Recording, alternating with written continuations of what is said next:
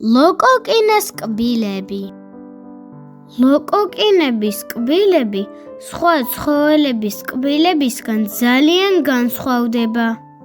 პირში აქვთ სპეციალური ორგანო, რომელსაც ჰქვია რადულა. რადულა ჰგავს პაწაწინა ენას, რომელზეც ჩამწკრივებულია ათასობით პაწაწუნა კბილი.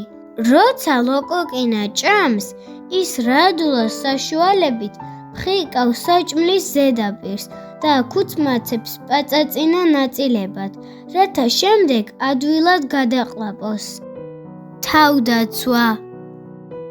ლოკოკინა თავს ნიჟარის დახმარებით იცავს. ნიჟარა ლოკოკინისთვის აბჯარებითაა. მას შეუძლია ნიჟარაში შეძრომა და იქ დამალვა.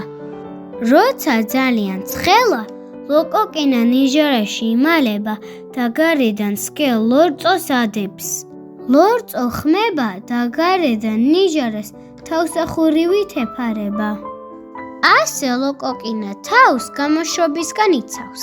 ასე რომ ნიჟარა ლოკოკინას ეხმარება მწაცებლებისა და სიცხისგან თავის დაცვაში.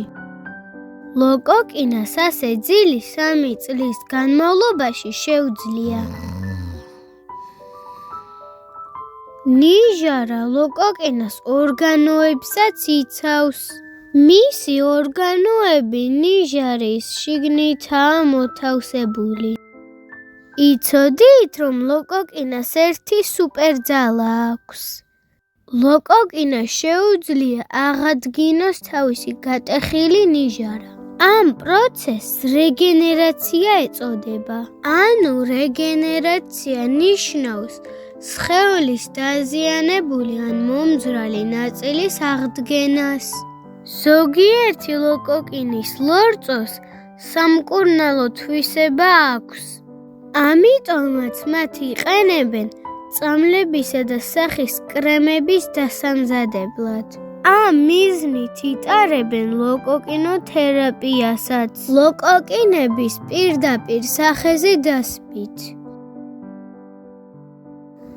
ლოკოკინებს საკვებადაც იყენებენ. როგორც ნახეთ, ლოკოკინა საოცარი და სასარგებლო არსებაა და ის ბუნების მნიშვნელოვანი ნაწილია. თუ გინდათ უკეთესად გაიცნოთ ბუნება, გამოიწერეთ პატარა ჟირაფის არხი და დაელოდეთ ახალ ვიდეოებს არსებებზე.